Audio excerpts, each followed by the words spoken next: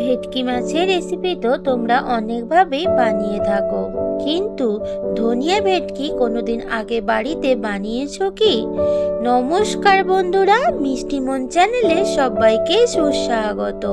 আজকের আমি এসেছি ভেটকি মাছের এক ইউনিক রেসিপি নিয়ে, যেটার নাম হলো ধনিয়া ভেটকি।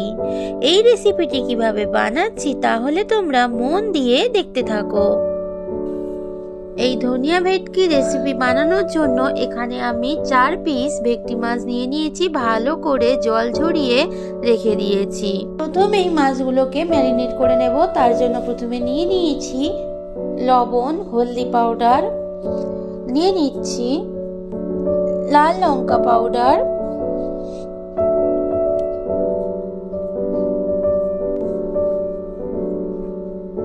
এবার এখানে দিয়ে দেব সর্ষের তেল। সব শেষে দিয়ে দিচ্ছি লেবুর রস। আমি এখানে একটা মিডিয়াম সাইজের লেবুর হাফটা রস এখানে দিয়ে দিয়েছি।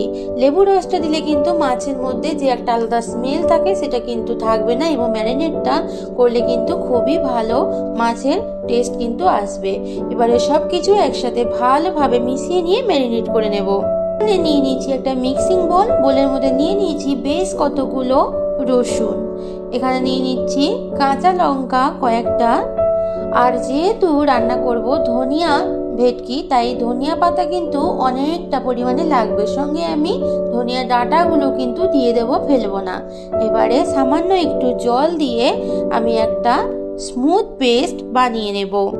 গ্যাসের মধ্যে কড়াই বসিয়ে দিয়ে দিয়েছি সর্ষের তেল। সর্ষের তেলটা গরম হয়ে গেছে। এবারে এখানে নুন, হলুদ, লেবু রস মাখানো ভেটকি মাছগুলো যা ম্যারিনেট করে রেখেছিলাম ওগুলো এবার তেলের মধ্যে ছেড়ে দেব, দিয়ে হালকা করে কিন্তু ভেজে নিতে হবে। এই রেসিপিতে ভেটকি মাছ কিন্তু খুব একটা কড়া করে ভাজা যাবে না।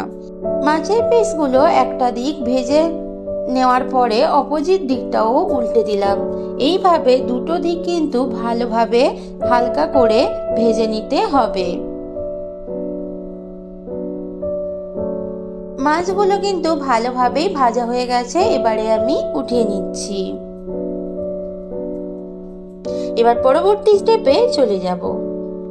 মাছ ভাজাটা তুলে নেওয়ার পরে ওই তেলের মধ্যে আরো একটু আমি সর্ষের তেল দিয়ে দিয়েছি। সর্ষের তেলটা গরম হয়ে যাওয়ার পরে দিয়ে দিচ্ছি এখানে গোটা গরম মশলা আর কালো জিরে ফোড়ন। ফোড়নটা এবার ভালো করে ভেজে নিচ্ছি। ফোড়নটা ভালোভাবে ভেজে নেওয়ার পরে এখানে দিয়ে দিচ্ছি কুচনো পেঁয়াজ। বেশ কিছুটা পেঁয়াজ আমি কুচিয়ে দিয়ে দিয়েছি। এবার ভালোভাবে পেঁয়াজটাও ফোড়নের সাথে মিশিয়ে নিয়ে ভেজে নিতে হবে যতক্ষণ না পেঁয়াজটা নরম হয়ে যায়। এইবার এখানে দিয়ে দিচ্ছি কুচনো টমেটো। টমেটোটা কিন্তু একটু বড় করে কেটেছি। এবার সব কিছু একসাথে ভালোভাবে মিশিয়ে নিয়ে কিছুক্ষণ ভেজে নিতে হবে। এতক্ষণ যারা আমার সাথে পুরো রেসিপি জুড়ে আছো তোমাদের সবাইকে অসংখ্য ধন্যবাদ। এইভাবে তোমরা সব সময় আমার পাশে থেকো। পেঁয়াজটা কিন্তু ভালোভাবেই ভাজা হয়ে গেছে, টমেটোটাও আগে থেকে অনেকটাই নরম হয়ে গেছে। এইবার এখানে যে পেস্ট বানিয়ে রেখেছিলাম ধনিয়া পাতা, কাঁচা লঙ্কা আর রসুনের, সেই পেস্টটা এবার আমি এখানে অ্যাড করে দেব। দিয়ে সব কিছুর সাথে একসাথে ভালোভাবে মিশিয়ে নিয়ে বেশ কিছুক্ষণ কষিয়ে নিতে হবে। তোমরা চাইলে এখানে টমেটোর পেস্ট কিন্তু দিতে পারো, কিন্তু গোটা টমেটো দিলেও কিন্তু রান্নার টেস্ট খুব একটা কম হয় না। পেস্টটাও একটুখানি কষিয়ে নেওয়ার পরে এখানে দিয়ে দিচ্ছি হলদি powder, Kashmiri red chilli powder, জিরা পাউডার, গোলমরিচ পাউডার এখানে দিয়ে দিলাম, আর দিয়ে দিয়েছি স্বাদ মতো লবণ। এবার সবকিছু একসাথে ভালোভাবে কিছুক্ষণ কষিয়ে নিচ্ছি। পেস্টটা দিয়েও ভালোভাবে কিন্তু অনেকটাই কষানো হয়ে গেছে, অনেকটাই কিন্তু ড্রাই হয়ে গেছে। পালং শাকের যে নিজস্ব কালার আছে সেটা কিন্তু খুব একটা চেঞ্জ হতে কিন্তু এই রেসিপিতে দেব না, তাহলে কিন্তু অতটা ভালো লাগবে না। এবারে এখানে দিয়ে দিচ্ছি মশলা ধোয়া জল। এবার সব কিছু একসাথে ভালোভাবে মিশিয়ে নিচ্ছি। ঝোলটা কিন্তু ভালোভাবেই ফুটে উঠেছে, তোমরা দেখতেই পাচ্ছ। এই পর্যায়ে দিয়ে দিচ্ছি একটুখানি চিনি, টেস্টটা ব্যালেন্স করার জন্য। তোমাদের পছন্দ না হলে স্কিপ করতে পারো। দিয়ে দিচ্ছি এখানে গরম মশলা পাউডার এবং সব কিছু একসাথে ভালোভাবে মিশিয়ে নিচ্ছি। আমার আজকের এই রেসিপি যদি তোমাদের ভালো লাগে অবশ্যই একটা লাইক করো এবং সুন্দর কমেন্ট করে জানিও তোমাদের কেমন লাগলো। এই দেখো এবারে ভালোভাবে কিন্তু ঝোলটা ফুটে যাওয়ার পরে এখানে দিয়ে দিচ্ছি ভেজে রাখা ভেটকি মাছ। মাছটা দেওয়ার পরে কিন্তু আর বেশি ফোটানোর দরকার লাগবে না এবং এই রেসিপিতে খুব একটা বেশি কিন্তু ঝোল থাকবে না। রান্নাটা কিন্তু অনেকটাই হবে মাখো মাখো। মাছগুলো সব ভালোভাবে দিয়ে মাছটা ঝোলের সাথে ভালোভাবে মিশিয়ে দিচ্ছি।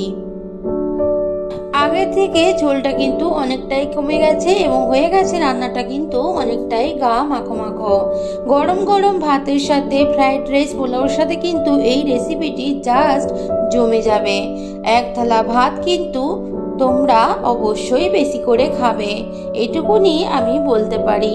রান্নাটা কিন্তু আমার অলমোস্ট কমপ্লিটের পথে, আর একটু ফুটে গেলেই কিন্তু রান্নাটা আমার কমপ্লিট হয়ে যাবে। গ্যাসের ভলিউমটা এবার অফ করে ঢাকা দিয়ে বেশ কিছুক্ষণ আমি স্ট্যান্ডিং টাইমে রেখে দেব। দিলেই কিন্তু রান্নাটা আমার কমপ্লিট হয়ে যাবে। তারপর ফিরে আসছি। এই দেখো বন্ধুরা, আজকের আমার ভেটকি মাছের এক ইউনিক রেসিপি ধনিয়া ভেটকি একদম কিন্তু রেডি। আমি সার্ভ করে নিয়েছি। গরম গরম ভাতের সাথে কিন্তু জাস্ট জমে যাবে। শীতের কালে এরকম একটা যদি রেসিপি দুপুরবেলা গরম ভাতের সাথে পাওয়া যায় তাহলে কিন্তু আর কথাই নেই। এক থালা ভাত এক নিমেষেই শেষ হয়ে যাবে। আমার আজকের এই রেসিপি ভালো লাগলে অবশ্যই একটা লাইক করো এবং সুন্দর কমেন্ট করে জানিও তোমাদের কেমন লাগলো। যদি বেশি ভালো লাগে বন্ধুদের মধ্যে একটু শেয়ার করে দিও। আমার চ্যানেলের পুরনো এবং নতুন বন্ধু সবাইকে পাশে থাকার অনুরোধ জানিয়ে আজকের মতো তোমাদের থেকে বিদায় নিচ্ছি। ফিরে আসবো নতুন কোনো এক রেসিপির সাথে। ততক্ষণ তোমরা সবাই ভালো থেকো, সুস্থ থেকো, সব সময় হাসতে থেকো। টাটা।